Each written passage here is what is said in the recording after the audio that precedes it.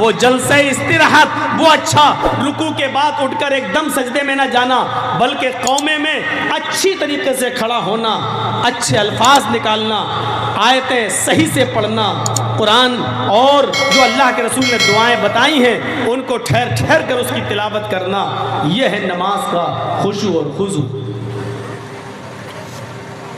الذین هم فی صلاتہم خاشعون، جو اپنی نمازوں میں خشوع اور خضوع برتتے ہیں، والذین هم عن اللغو معرضون، جو ہر لغو کام سے، ہر برے اور بیہودہ کام سے دور رہتے ہیں۔ بیہودہ کاموں کی پوری ایک لسٹ ہم آپ کے سامنے نہیں رکھ سکتے ہیں۔ ہر وہ کام جس کام کے کرنے پر گناہ ہو وہ کام لغو ہے، وہ کام بیہودہ ہے۔ اللہ نے بہت سے کاموں کو گنایا نہیں ہے، صرف لغو کہہ کر یہ اشارہ کر دیا ہے، ہر وہ کام جس کام کے کرنے پر گناہ ہو وہ لغو ہے۔ والذین هم عن اللغو معرضون، جو ہر لغو، ہر بیہودہ کام سے اعراض کرتے ہیں۔ والذین هم للزکاۃ فاعلون، جو اپنے مال کی پوری زکاۃ نکالتے ہیں، غریبوں کا، مسکینوں کا پورا حق ادا کرتے ہیں، اس میں سے ایک درہم، ایک اشرفی، ایک روپیہ، ایک پیسہ بھی بچا کر نہیں رکھتے، جو زکاۃ کی پوری ادائیگی کرتے ہیں۔ والذین هم لفروجہم حافظون، اور وہ لوگ بھی کامیاب ہیں جو اپنی سطر کی، اپنی شرمگاہ کی حفاظت کرتے ہیں، بہت باریک کپڑے نہیں پہنتے جس سے ان کا سطر نمایاں ہو، اور اپنی شرمگاہ کی حفاظت کرنے کا مطلب وہ اپنی بیوی اور لونڈی کے علاوہ کہیں اور منہ نہیں مارتے ہیں۔ الا علی ازواجہم او ما ملکت ایمانہم فانہم غیر ملومین، جو اپنی شرمگاہوں کی حفاظت کرتے ہیں سوائے اپنی بیوی اور اپنی لونڈی کے، اس لیے کہ اپنی بیوی اور لونڈی کے پاس جانے میں کوئی ملامت نہیں ہے، کوئی گناہ نہیں ہے۔ فمن ابتغى وراء ذلك، بیوی کو چھوڑ کر جو کہیں اور اپنی شرمگاہ کا استعمال کرتا ہے اور اس سے حفاظت نہیں کرتا ہے، اولئک هم العادون، یہی لوگ حد سے گزرنے والے ہیں، یہی لوگ سرکشی کرنے والے ہیں، یہی لوگ حد سے تجاوز کرنے والے ہیں۔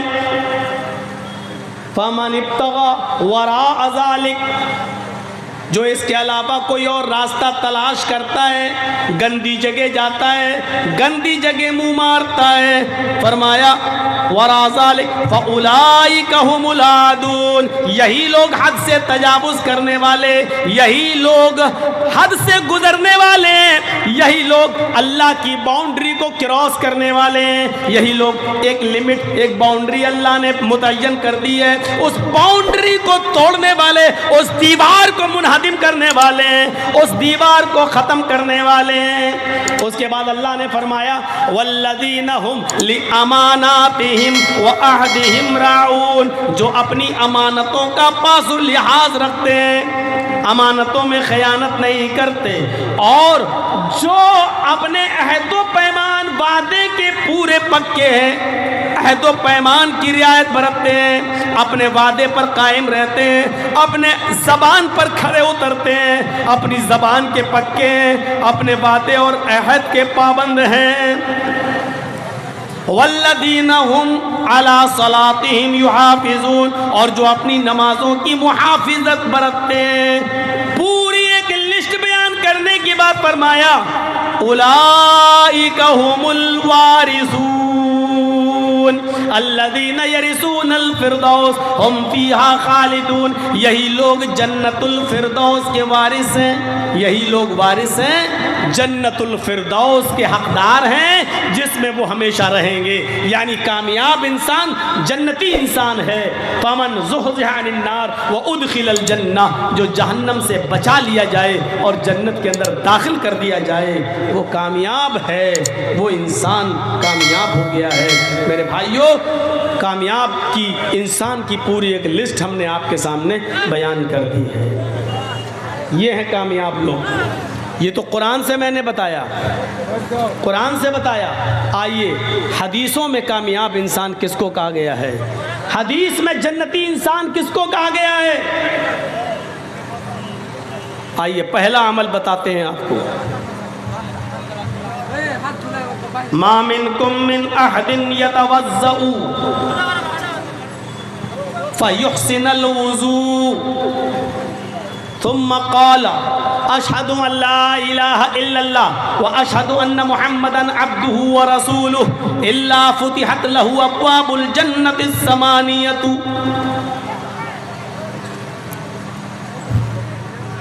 تم لوگوں میں سے جس نے وضو بنایا اور اچھا وضو بنایا، آج ایک مسئلہ ذہن میں رکھ لیجئے گا. ایک تو ہوتا ہے وضو اور ایک ہوتا ہے اچھا وضو. اللہ کے نبی صلی اللہ علیہ وسلم نے یہ دونوں باتیں کہہ دی، جس نے وضو بنایا اور اچھا وضو بنایا. وضو کہہ دینا کافی تھا، لیکن اچھا وضو یہ کیا ہے؟ ایک وضو وہ ہے، امام صاحب نماز پڑھا رہے ہیں ظہر کی، جرجی صاحب مسجد کے وضو خانے پہ بیٹھ کے وضو بنا رہے ہیں. ایک آدمی آیا وضو بنانے لگا، مولانا ہاں کتنی رکعت ہو گئی؟ صاحب 2 رکعتیں ہو گئی ہیں. 2 ہو گئی؟ اب وہ بیٹھے جلدی سے مارا اور گیا. اب اور نہ چھوٹ جائے، 2 چھوٹ گئی، اب ایک بھی نہ چھوٹے، جلدی سے مارا کر کے ایک دم بھاگا. اللہ اس ڈر سے کہ چاروں ختم نہ ہو جائیں الٹا سیدھا وضو بنا کے چلا گیا. ایسے وضو پر عذاب ہے. اچھا وضو کیا ہوتا ہے وہ بھی سن لیجئے. اور آج میں آپ کو بتا دوں تقریباً 90% لوگ بلکہ 95% لوگ غلط وضو بنا رہے ہیں. آئیے وضو کیا ہے؟ داہنے ہاتھ پر پانی لیجئے ایک چلو، ایسے لوٹا الٹا، اور اس سے پھر آپ اپنے ہاتھوں کو 3 بار دھوئیں گے، اور داہنے ہاتھ کی انگلی کو بائیں ہاتھ کی انگلی میں ایسے ڈالیں گے. آپ بتائیے کس کو دکھاؤں؟ یہ موبائل اتنے اونچے اونچے لگے ہیں بیچارے، یہاں کے لوگ کیسے دیکھیں؟ یہ ہاتھ دھویا یہ، اور اس کے بعد میں پھر یہ انگلی داہنی ایسے لے کے یہ، پھر یہ، اب یہ 1 بار ہو گیا. پھر دوبارہ پانی لیجئے، پھر اس کو ایسے ملیے، اور پھر دائیں ہاتھ کی انگلی کو بائیں ہاتھ کے اندر اور بائیں ہاتھ کی انگلیوں کو دائیں ہاتھ کی انگلیوں کے اندر ڈال کے خلال کی. یہ 3 بار. اب کیا کرنا ہے؟ پھر ایک چلو پانی لیجئے، آدھا منہ میں اور آدھا ناک میں، اور ناک میں خوب چڑھانا ہے. آدھا منہ میں، شروع میں ابھی عادت ڈالو گے تو پورا اندر چلا جائے گا منہ میں، لیکن 2-4 دن کرو گے تو عادت بن جائے گی. کریے. آدھا منہ میں اور آدھا ناک میں چڑھائیے. اب داہنے ہاتھ کی انگلی سے دانت کو رگڑیے، اور بائیں ہاتھ کی اس انگوٹھے اور اس انگلی کو ناک میں ڈالیے ایسے. پھر انگوٹھے سے یہ نتھنا دبائیے اور ناک جھاڑیے ایسے. میں زور سے نہیں کروں گا نہیں تو یہی نکل جائے گی ایسے. پھر اس انگلی سے یہ پکڑیے، پھر اس کو جھاڑیے، پھر دونوں سے ایسے کر کے ناک کو جھاڑیے. یہ پہلی بار.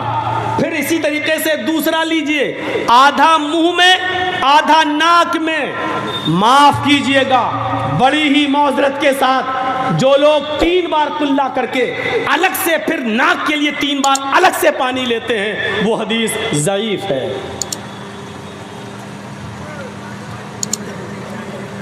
ایک ہی چلو پانی میں آدھا منہ میں لینا ہے اور آدھا ناک میں لینا ہے، اور ناک میں خوب تیز چڑھانا ہے، لیکن روزے کی حالت میں تیز نہیں چڑھانا ہے. اگر رمضان کا مہینہ ہو یا آپ روزے سے ہو تو بس ایسے، بس زیادہ تیز نہیں تو حلق میں چلا جائے گا.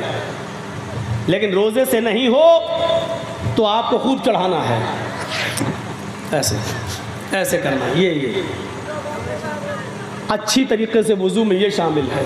میں یہ نہیں کہہ رہا ہوں کہ جو لوگ 3 بار کلہ کرتے ہیں پھر 3 بار ناک میں پانی الگ سے ڈالتے ہوئے ان کا وضو نہیں ہوگا، میں یہ نہیں کہہ رہا ہوں، لیکن میں یہ کہہ رہا ہوں کہ وہ حدیث ضعیف ہے۔ 3 بار کلہ کرو پھر 3 بار پانی ناک میں الگ سے لو، وہ حدیث ضعیف ہے جس میں آیا ہے۔ لیکن جن حدیثوں میں آیا ہے اللہ کے رسول نے فرمایا کیا؟ وَاسْتَنْشَقَ وَاسْتَنْصَرَ، وہ ایک ہی جملہ ہے، آپ نے 3 بار کلہ کی اور ناک میں پانی ڈالا، یہ نہیں کہا کلہ کی پھر الگ سے پانی لیا، یہ نہیں۔ بخاری اور مسلم کی حدیثوں میں ہے آپ نے 3 بار کلہ کیا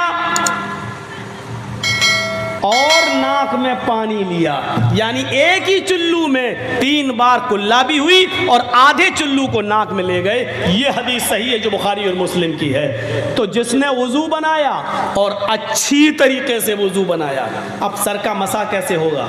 دونوں ہاتھوں کو تر کیجیے اور سر کو ایسے یہاں سے پیشانی کے یہاں سے اپنے دونوں ہاتھوں کو لے جائیے۔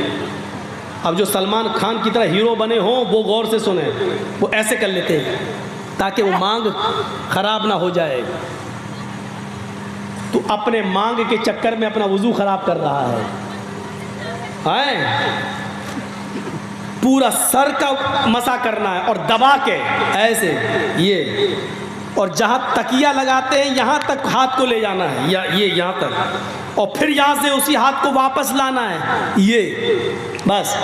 اور پھر اسی انگلی کو یہ اور یہ دونوں ہاتھ کی الگ سے پانی لینے کی ضرورت نہیں ہے، انہی دونوں انگلیوں کو اپنے کانوں میں ڈالیں اور اسی طریقے سے کان کے اندر اس کو گھمائیں۔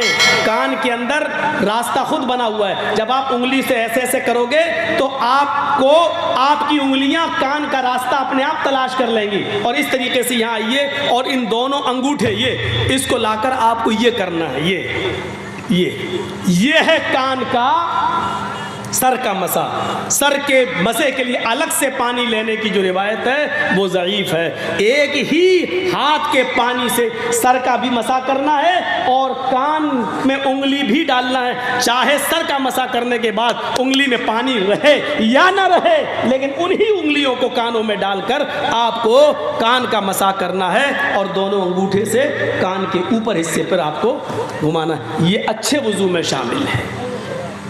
ما منکم من احد یتوضؤ، ہو گئی آپ کی تقریر کامیاب۔ اس کے بعد میں ایک بھی لفظ نہ بولوں پھر بھی جلسہ کامیاب، اگر آپ نے اس پر عمل کر لیا تو۔ میں نے اسی لیے کہا کہ 95% لوگ غلط وضو بناتے ہیں۔ جب وضو صحیح نہیں ہوگا تو معاف کیجیے گا نماز بھی صحیح نہیں ہوگی۔ اور کل سے اب ہم دیکھیں گے کہ کتنے لوگ اب ایسا ابھی یہاں سے جانے کے بعد تو بھول جائیں گے، یاد ہی نہیں رہے گا۔ ہم جلسہ سننے آتے ہیں کچھ سیکھنے کے لیے اور وہ سیکھنا ہی نہیں چاہتے، پوری تقریر میں کچھ مت سیکھیے، بس آپ اپنا پہلا وضو صحیح بنا لیجئے۔ بس کل سے جب آپ وضو بنائیں تو صحیح سے وضو بنائیں۔ تو ما منکم من احد یتوضؤ فیحسن الوضوء، تم لوگوں میں سے جس نے وضو بنایا اور اچھا وضو بنایا، اور وضو بنانے کے بعد جس نے یہ دعا پڑھ لی، ثم قال، جس نے یہ دعا پڑھ لی، کون سی دعا؟ اشہد ان لا الہ الا اللہ واشہد ان محمدا عبدہ ورسولہ، بس وضو کے بعد کی اتنی ہی دعا ہے۔ مسلم شریف کی حدیث کے اندر اتنی ہی دعا ہے، اور لمبی دعا بھی ہے، میں منع نہیں کر رہا ہوں، اس کے بعد بھی الفاظ ہیں اللہم اجعلنی من التوابین واجعلنی من المتطہرین، میں منع نہیں کر رہا ہوں۔ حسن روایت کے ساتھ امام ترمذی نے اس کو سنن ترمذی کے اندر بیان کیا ہے، اپنی ترمذی کے اندر نقل کیا، وہ حدیث صحیح ہے، میں منع نہیں کر رہا ہوں، پڑھنا جائز ہے، ناجائز نہیں کہہ رہا ہوں میں، لیکن اگر کوئی اتنی لمبی دعا نہیں پڑھتا ہے، صرف اتنی پڑھ لے کافی ہے، کافی ہے۔ یاد ہونے کے باوجود بھی اگر نہیں پڑھتا اللہم اجعلنی من التوابین واجعلنی من المتطہرین تو کوئی فرق نہیں پڑتا، صرف اتنی دعا پڑھ لے تو کافی ہے۔ اشہد ان لا الہ الا اللہ واشہد ان محمدا عبدہ ورسولہ، اس لیے کہ مسلم شریف کی حدیث میں وضو کی اتنی ہی دعا آئی ہے، جس نے وضو بنایا اور اچھی طریقے سے وضو بنایا اور وضو بنانے کے بعد پھر یہ دعا پڑھ لی، کامیابی کیسی ملے گی؟ الا فتحت لہ ابواب الجنت الثمانیہ، اللہ کے نبی فرماتے ہیں اس آدمی کے لیے اللہ تعالی جنت کے 8 دروازے کھول دے گا۔ قیامت کے دن 8 دروازوں پر فرشتے کھڑے ہوں گے اور کہہ اے اللہ کے نیک بندے تیرے لیے 8 دروازے کھلے ہیں، تو جنت کے جس دروازے سے داخل ہونا چاہے ہو جا، تو جنت کے جس دروازے سے جانا چاہے چلا جا، تیرے لیے جنت کے 8 دروازے کھلے ہوئے ہیں، تو جنت کے جس دروازے سے جانا چاہے چلا جا۔ جس کے لیے جنت کے 8 دروازے کھل جائیں اس سے زیادہ کامیاب مومن کوئی ہو سکتا ہے، لیکن وضو اچھی طریقے سے بنانا پڑے گا، وہ والا نہیں مارا ہوں۔ اچھے وضو میں ایک چیز اور شامل ہے، کیا ہے؟ 3 بار جب ہم چہرہ دھل لیں، سنیے 3 بار ایسے کر کے چہرہ جب دھل لیں تو 3 بار چہرہ دھلنے کے بعد پھر 1 چلو پانی لے کر، الگ سے 1 چلو پانی لے کر داڑھی میں ایسے ڈالیں اور پھر ایسے کریں، یہ داڑھی کا خلال یہ ایسے، یہ الگ سے 1 چلو پانی لے کر 3 بار چہرہ دھلنے کے بعد پھر 1 چلو پانی لے کر داڑھی میں ڈال کے ایسے ایسے یہ داڑھی کا خلال کریں۔ لیکن داڑھی کا خلال وہ کریں گے جن کی داڑھی ہے،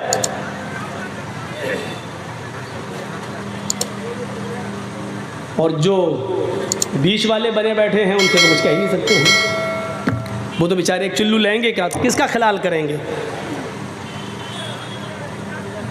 وہ تو پتہ نہیں بیچارے جب رات میں سوتے ہوں گے، بیوی ادھر سو رہی ہے، مرد ادھر سو رہا، بچہ بیچارہ ادھر ہے، اب رات میں اگر بچے کو ماں کے دودھ پینے کی ضرورت پڑ جائے تو بیچارہ ہاتھ مار کے دیکھ رہا تو دونوں کے گال چکنے ہیں، کہیں ایسا نہ ہو کہ وہ باپ ہی کو اماں سمجھ بیٹھے۔ تو خیر اب داڑھی کے اوپر ایک مستقل ایک موضوع ہے، وہ کبھی بعد میں بتاؤں گا، وہ مستقل ایک موضوع ہے، داڑھی پہ جاؤں گا تو رات گزرے گی اور پھر جو ہم بولنا چاہتے ہیں وہ بول نہیں پائیں گے۔ تو ہمیں اور آپ کو یہ بھی سوچنا چاہیے، آج کل ہم دیکھ رہے ہیں سوشل میڈیا پر بھی دیکھ رہے ہیں اور پورا انڈیا گھوم کے ہم دیکھ رہے ہیں، آج کل داڑھی بھی ایک فیشن نکلی ہوئی ہے، مسلمانوں سے زیادہ غیر مسلم لوگ آج کل داڑھی رکھا رہے ہیں۔ فیشن ہی صحیح، لیکن مسلمانوں سے زیادہ آج غیر مسلم لوگ داڑھی رکھا رہے ہیں۔ میں اٹاوا سے اپنا شہر کو تھوڑا سا کچھ دنوں کے لیے چھوڑ کے میں لکھنؤ آ گیا ہوں، اس وقت لکھنؤ میں رہ رہا ہوں، اپنے بچوں کے ایڈمیشن میں نے لکھنؤ میں کرا دی ہے، اس لیے مجھے رہنا پڑ رہا ہے، وہاں میں نے ایک فلیٹ لے لیا ہے، وہاں رہ رہا ہوں۔ لکھنؤ کے اندر میں دیکھ رہا ہوں غیر مسلموں کا حال، مسلمانوں سے زیادہ غیر مسلم لوگ داڑھی رکھارے کے عادی بن چکے ہیں۔ کبھی کبھی تو تعجب ہوتا ہے، لگتا ہے کہ جیسے یہ مسلمان لوگ جا رہے ہیں، کبھی کبھی ایسا ہوتا ہے میں گزر رہا ہوں سلام کر لیتا ہوں، اب وہ کہتا نمستے، تب سمجھ میں آتا ہے کہ یار یہ تو غیر مسلم ہے۔ بھائی میں داڑھی دیکھ کر سلام کر رہا ہوں، ایسی داڑھی نہیں ہے، اچھی خاصی بڑی، اور بڑی داڑھی تو آج کل اب ماشاء اللہ تو نہیں کہوں گا، ہمارے اس دیش کا سرووچ پد پر بیٹھا ہوا آدمی بھی رکھا ہوا ہے، وہ کسی کی بھی نقل کر رہا ہو، لیکن یہاں سے آپ اندازہ تو لگا سکتے ہیں کہ اگر داڑھی کے اندر خوبی نہ ہوتی اور داڑھی میں کمال نہ ہوتا تو اتنا بڑا آدمی اتنی چھوٹی داڑھی کو اتنی بڑی نہیں کرتا۔ وہ اگر مقصد چاہے دھوکہ دینا ہی ہو، لیکن داڑھی تو بڑی کر ہی رہا ہے، اگرچہ اس کی داڑھی یہ بتا رہی ہے کہ میری داڑھی جیسے جیسے بڑی ہوتی جائے گی میں اتنا ہی بڑا دھوکہ دیتا رہوں گا دیش کو، وہ الگ بات ہے کہ وہ میسج کچھ بھی دے رہے، لیکن داڑھی تو ہے ہی نا۔ تو اب یہ صورتحال ہو گئی، مسلمانوں عبرت حاصل کرو، عبرت حاصل کرو، تو یہ کامیاب انسان کی زندگی۔ آئیے ایک اور راستہ بتاتا ہوں آپ کو، کتنا ٹائم لگے گا آپ کو۔ اذا قال المؤذن اللہ اکبر فقولوا اللہ اکبر، جب مؤذن مسجد کے مینارے پر کھڑا ہو کر اذان کے کلمات بلند کرے اور کہے اللہ اکبر، تو تم بھی کہو اللہ اکبر۔ جب مؤذن کہے اشہد ان لا الہ الا اللہ، تو تم بھی کہو اشہد ان لا الہ الا اللہ۔ جب مؤذن کہے اشہد ان محمد رسول اللہ، تو تم بھی کہو اشہد ان محمد رسول اللہ۔ جب اذان ہو رہی ہو مسجد میں اور مؤذن یہ کہے تو آپ وہی کہو جو مؤذن کہہ رہا ہے، اشہد ان محمد رسول اللہ کا جواب اشہد ان محمد رسول اللہ صلی اللہ علیہ وسلم نہیں ہے۔ بہت سے لوگ کیا کہتے ہیں اشہد ان محمد رسول اللہ، مؤذن نے کہا صلی اللہ علیہ وسلم، یہاں صلی اللہ علیہ وسلم نہیں پڑھا جائے گا، اشہد ان محمد رسول اللہ ہی اس کا جواب ہے۔ اور جب مؤذن کہے حی علی الصلاۃ فقولوا لا حول ولا قوۃ الا باللہ، یہاں کہا جائے گا لا حول ولا قوۃ الا باللہ۔ جب مؤذن کہے حی علی الفلاح تو تم کہو لا حول ولا قوۃ الا باللہ، حی علی الصلاۃ حی علی الفلاح پہ لا حول ولا قوۃ الا باللہ، اور پوری اذان ہو بہو اسی طریقے سے مؤذن کے کلمات کو دہرانا ہے۔ اس کے بعد انعام کیا ہے؟ فرمایا جس نے مؤذن کے اذان کے کلمات کو دہرایا ثم قال اللہم رب هذه الدعوة التامة والصلاة القائمة آت محمدا الوسیلہ والفضیلہ وابعثه مقاما محمودا الذی وعدتہ، جس نے یہ دعا پڑھ لی، مؤذن کے اذان کے کلمات دہرائے اور اس کے بعد یہ دعا پڑھ لی، اللہ کے نبی صلی اللہ علیہ وسلم فرماتے یہ کلمہ، یہ دعا پڑھنے کے بعد مؤذن کے کلمات دہرانے والا اور یہ دعا پڑھنے والا قیامت کے دن جہنم کے دروازے پر بھی کھڑا ہوگا، اس کو حکم ہو گیا ہوگا کہ اس کو جہنم میں پھینک دو۔ ایسے انسان کے لیے بھی حلت لہ شفاعتی یوم القیامہ، قیامت کے دن اللہ کی طرف سے میرے لیے شفاعت حلال کر دی جائے گی اور مجھے اجازت ملے گی کہ ایسے انسان کی میں سفارش کروں اور شفاعت کر کے اس کو جنت کا مستحق بنا دوں۔ لہٰذا میں ایسے شخص کے لیے قیامت کے دن شفاعت کروں گا اور اللہ میری شفاعت کو قبول کر کے اس کو جنت میں داخل کر دے گا۔ اس سے بڑی کامیابی کیا ہو سکتی ہے؟ یہ کامیاب انسان ہے جو انسان جہنم کے دروازے پہ کھڑا ہو لیکن دنیا میں وہ اذان کے کلمات دہراتا تھا اور اذان کے بعد کی دعا پڑھتا تھا۔ اللہ کے نبی فرماتے ہیں میرے لیے اس کی شفاعت حلال ہوگی اور میں اس کو جنت کے اندر لے جاؤں گا۔ ایک صحابی اللہ کے نبی کے پاس آئے اور بخاری شریف کی حدیث تو یہ کہتی ہے